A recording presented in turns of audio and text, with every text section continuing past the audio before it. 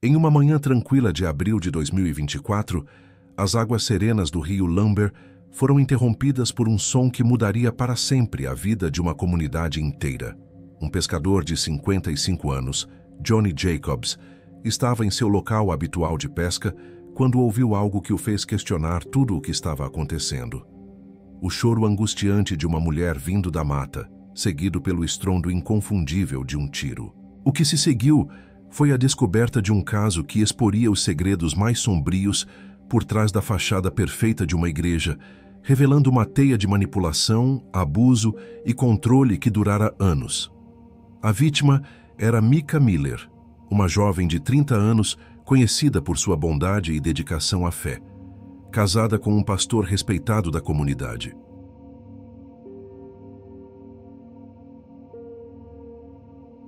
Myrtle Beach, na Carolina do Sul, é um lugar conhecido por atrair turistas de todo o lado, com suas praias longas e bem cuidadas, como a Grand Strand, que se estende por quase 100 quilômetros e oferece passeios de calçadão, parques de diversão, restaurantes variados, bares e shows ao vivo.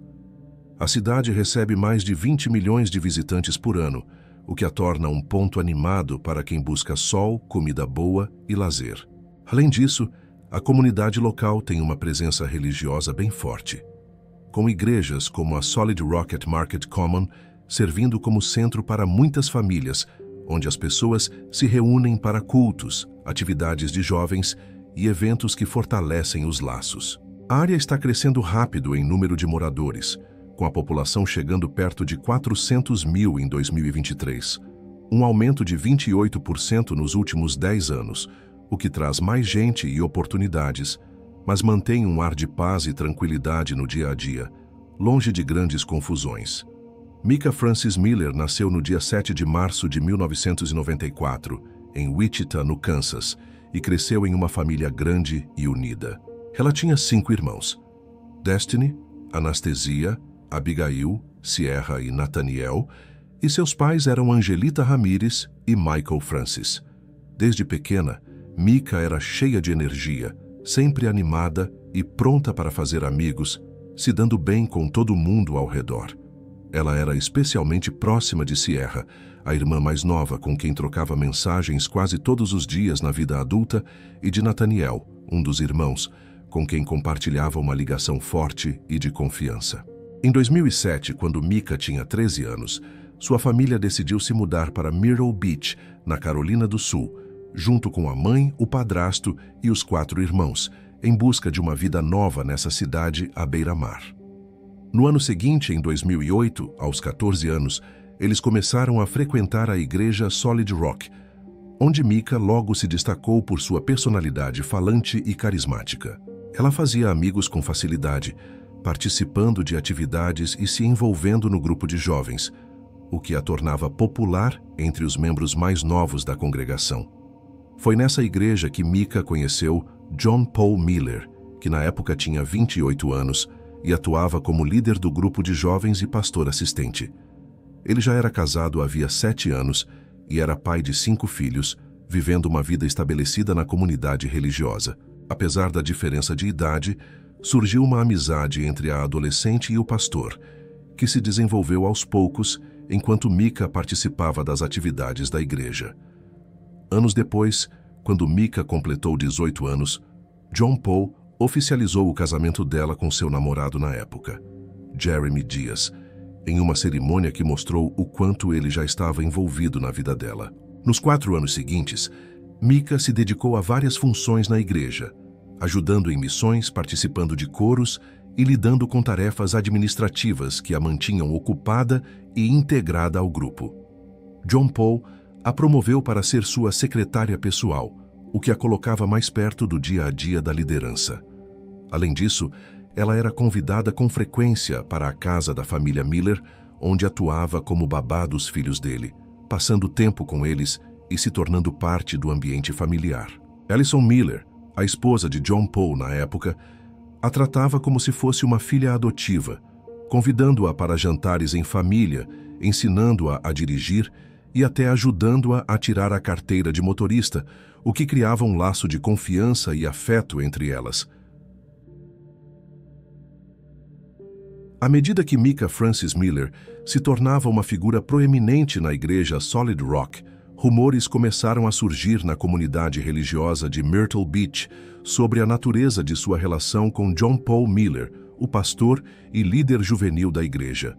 As especulações apontavam para um possível relacionamento impróprio entre os dois, alimentadas pela proximidade deles, apesar da diferença de idade de 14 anos e do fato de John Paul ser casado e pai de 5 filhos.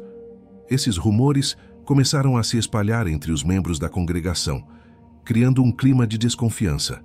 Tanto Micah quanto John Paul negavam veementemente qualquer envolvimento além de uma amizade, insistindo que sua conexão era puramente profissional e espiritual. No entanto, as conversas sussurradas nos corredores da igreja só aumentavam e a pressão da comunidade religiosa crescia, com muitos questionando a conduta do pastor e a presença constante de Micah ao seu lado. A tensão gerada pelos rumores acabou culminando em consequências drásticas para os casamentos envolvidos. Alison Miller, esposa de John Paul na época, pediu o divórcio, apontando as especulações sobre a relação do marido com Micah como um fator determinante. O escândalo abalou a dinâmica da igreja Solid Rock e, ao mesmo tempo, Micah e seu então marido, Jeremy Dias, decidiram se afastar da congregação, parando de frequentar os cultos. Líderes religiosos da igreja confrontaram John Paul, exigindo esclarecimentos sobre as acusações de comportamento inadequado.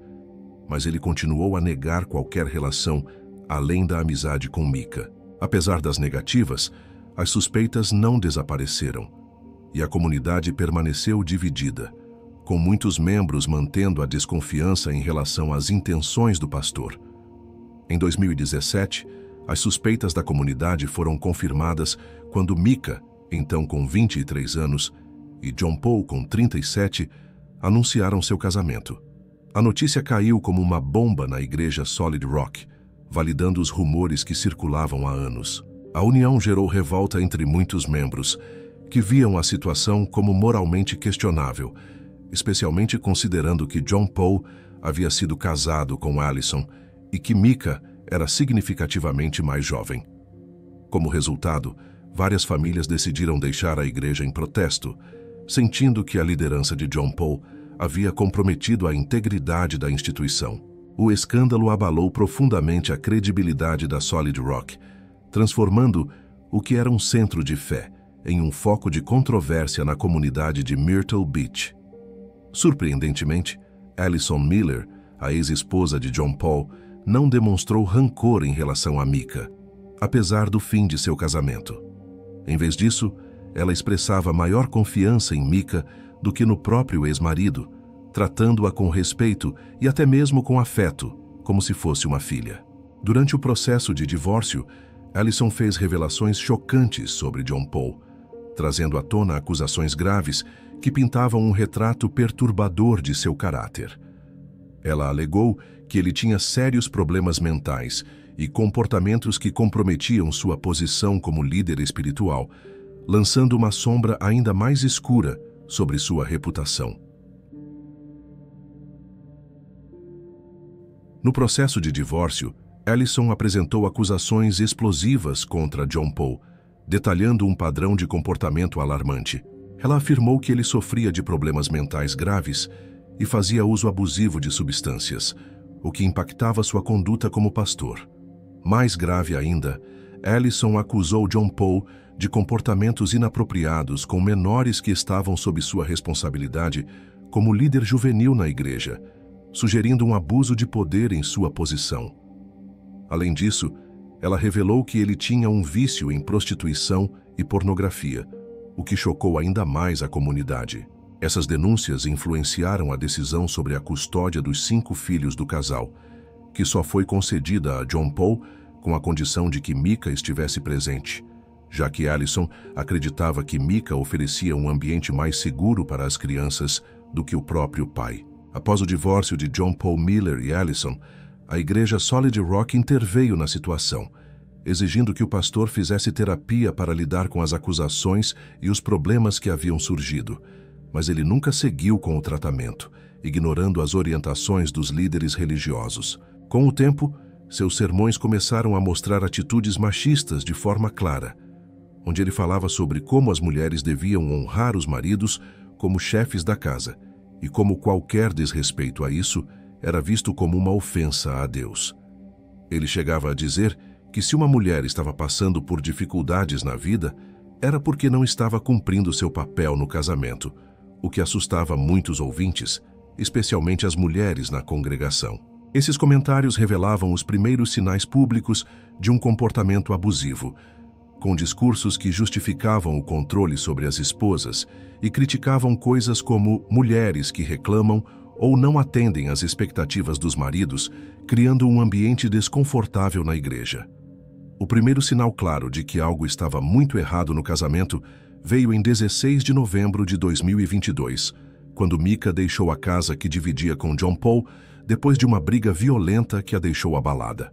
Ela buscou refúgio na casa de sua irmã Sierra, precisando de um lugar seguro para se acalmar e se afastar da tensão.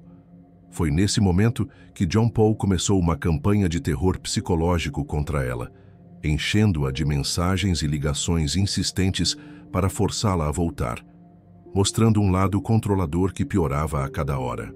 Como parte dessa pressão, John Paul criou um grupo de mensagens no iMessage que incluía ele, Micah e Charlotte, a melhor amiga dela, sem que Charlotte soubesse o motivo de ser adicionada.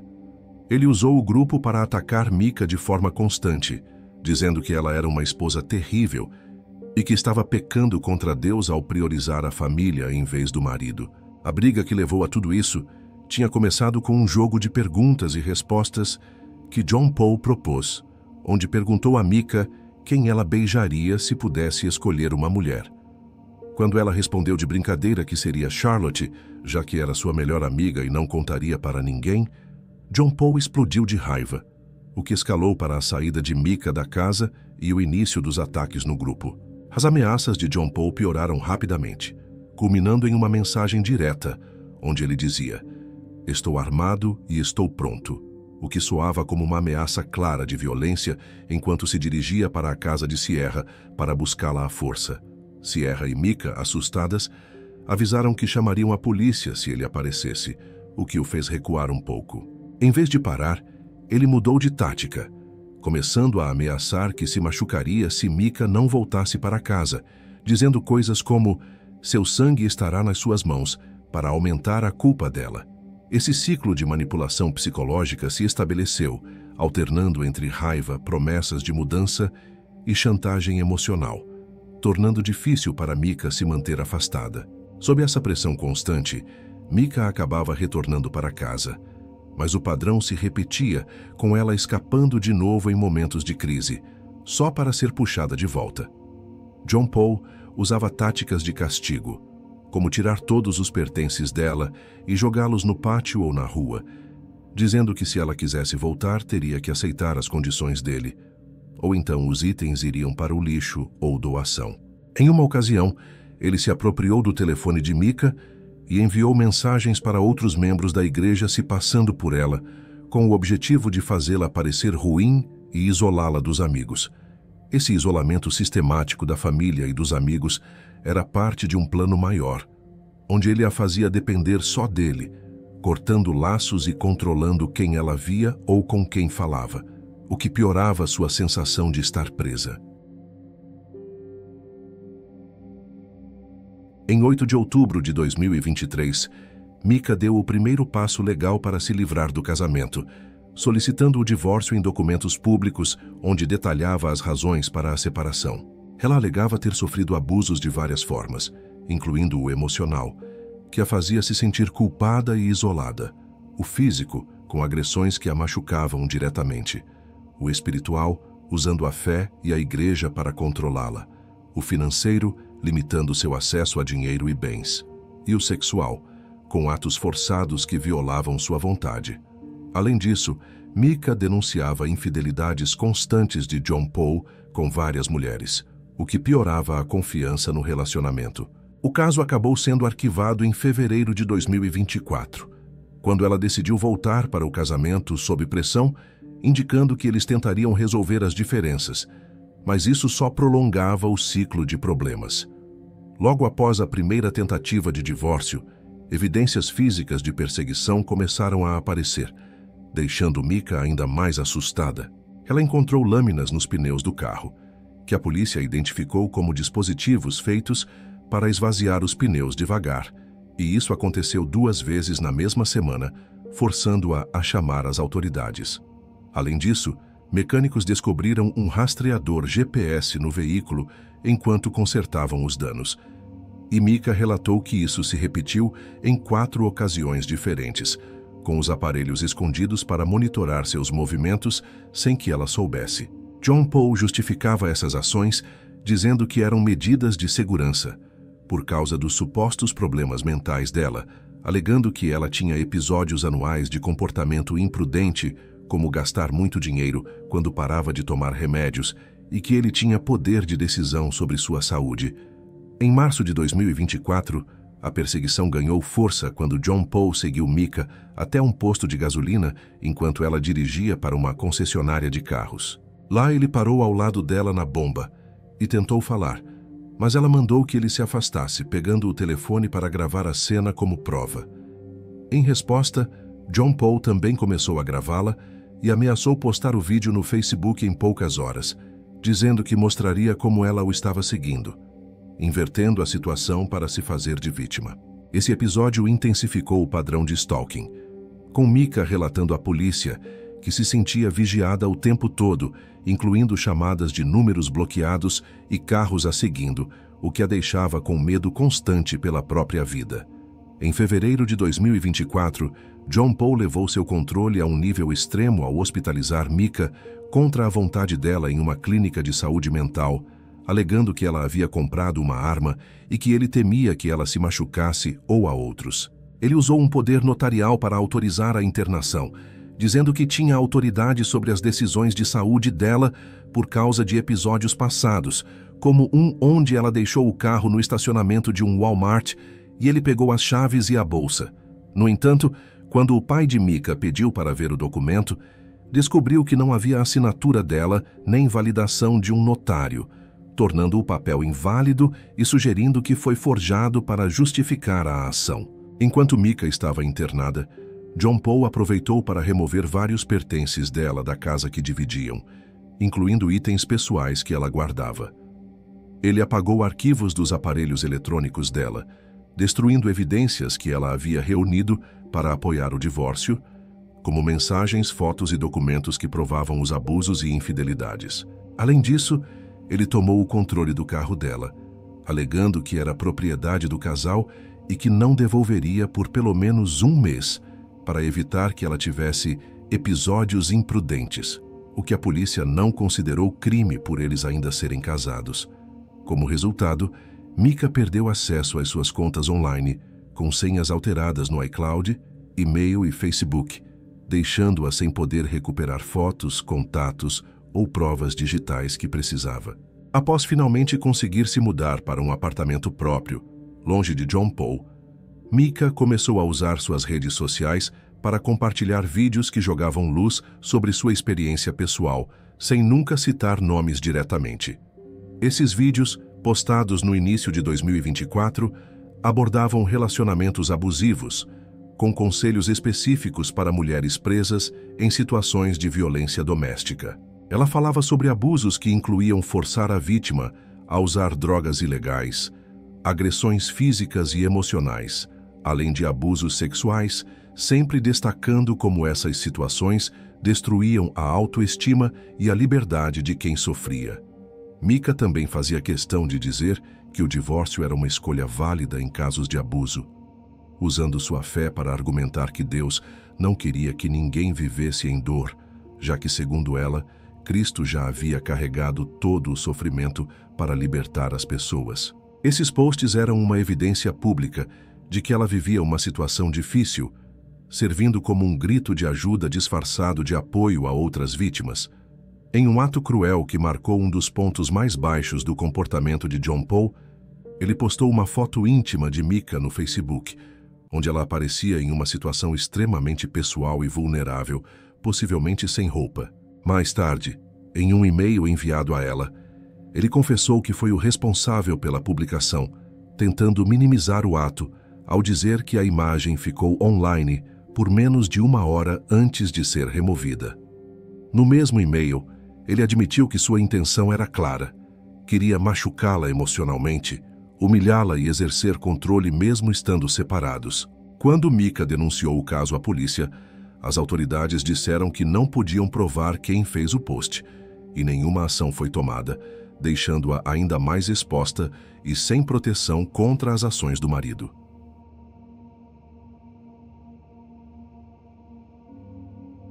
A tensão no casamento chegou a um nível tão extremo que Mika começou a temer seriamente pela própria vida.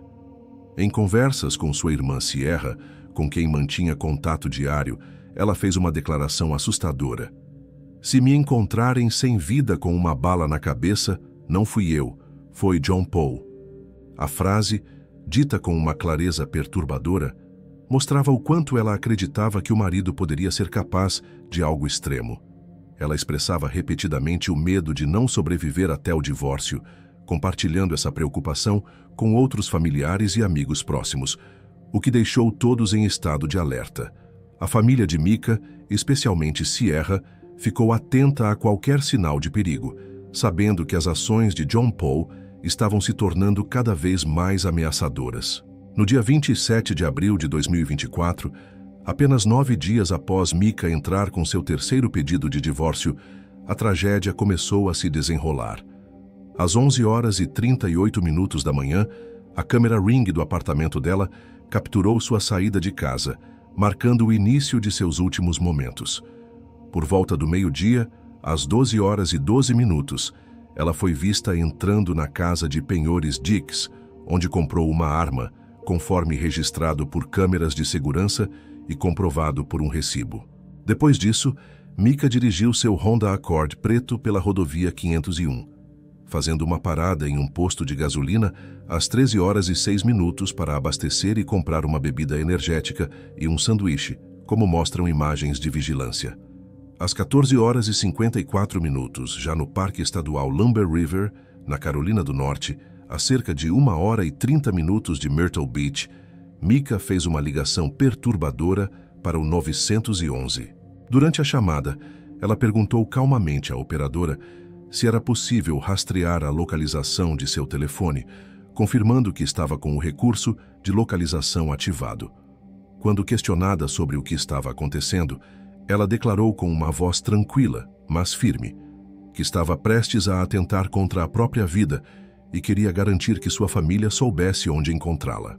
A ligação, que durou poucos minutos, terminou abruptamente, deixando as autoridades em alerta para tentar localizá-la no parque. No dia 27 de abril de 2024, por volta das 14h54, após a ligação de Mika para o 911, a tragédia culminou no Parque Estadual Lumber River, na Carolina do Norte. Johnny Jacobs, um pescador local que estava no rio à tarde, relatou ter ouvido um choro feminino vindo da mata próxima, um som que o deixou intrigado e preocupado. Minutos depois, o choro foi interrompido pelo som inconfundível de um tiro que ecoou pela área silenciosa do parque. Enquanto explorava a região para entender o que havia acontecido, Johnny encontrou uma mochila jogada perto da margem, contendo itens pessoais que mais tarde foram confirmados como pertencentes a Mika, incluindo documentos e objetos que ela carregava consigo.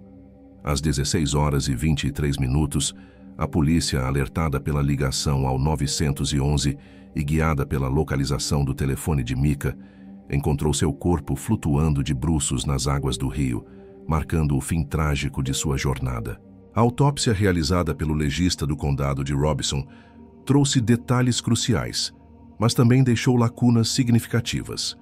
O relatório confirmou que a causa da morte foi um ferimento de tiro na cabeça, classificado como auto-infligido, com base na posição da arma e na trajetória da bala.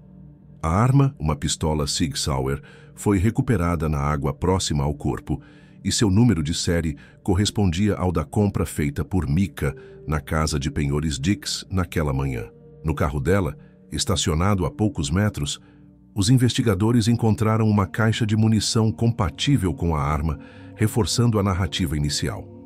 No entanto, o relatório não incluiu exames toxicológicos para verificar a presença de substâncias no organismo de Micah, nem testes de resíduos de pólvora nas mãos dela, o que poderia ter confirmado se ela realmente disparou a arma.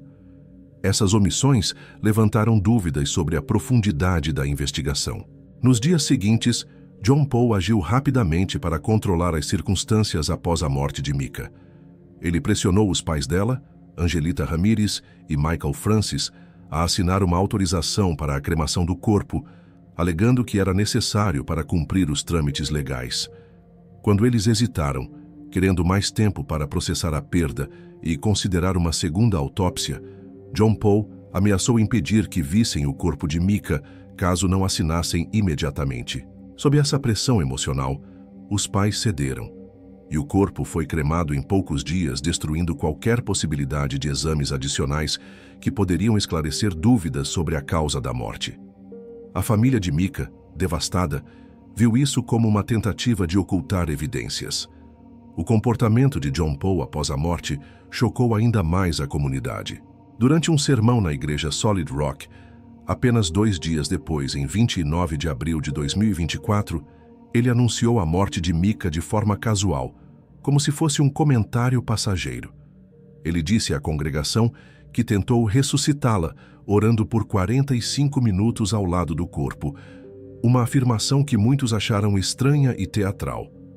Durante o discurso, ele fez comentários desconexos, riu em momentos inadequados e não demonstrou o luto esperado, o que deixou os presentes desconfortáveis. Alguns membros da igreja relataram que ele parecia mais preocupado em manter sua imagem do que em honrar a memória de Micah, intensificando as suspeitas sobre seu envolvimento. A investigação oficial conduzida pelo Departamento de Polícia do Condado de Robeson concluiu que a morte de Micah foi resultado de ela ter atentado contra a própria vida, com base na ligação ao 911, na autópsia e nas evidências físicas encontradas no local. No entanto, a família de Micah, especialmente Sierra e seus pais, contestou fortemente essa conclusão, apontando inconsistências como a ausência de testes toxicológicos e de pólvora, além do histórico de abusos e perseguições por parte de John Paul. A comunidade de Myrtle Beach se mobilizou, organizando protestos com cartazes pedindo justiça para Micah e exigindo uma investigação mais profunda. Em julho de 2024, a família de Micah e John Paul chegaram a um acordo legal para encerrar litígios relacionados à herança e à custódia dos filhos dele, mas o acordo não abordou diretamente a causa da morte. Apesar da conclusão oficial de que ela tirou a própria vida, as suspeitas de muitos na comunidade persistem, alimentadas pelo comportamento de John Paul e pelas circunstâncias misteriosas que cercaram o caso.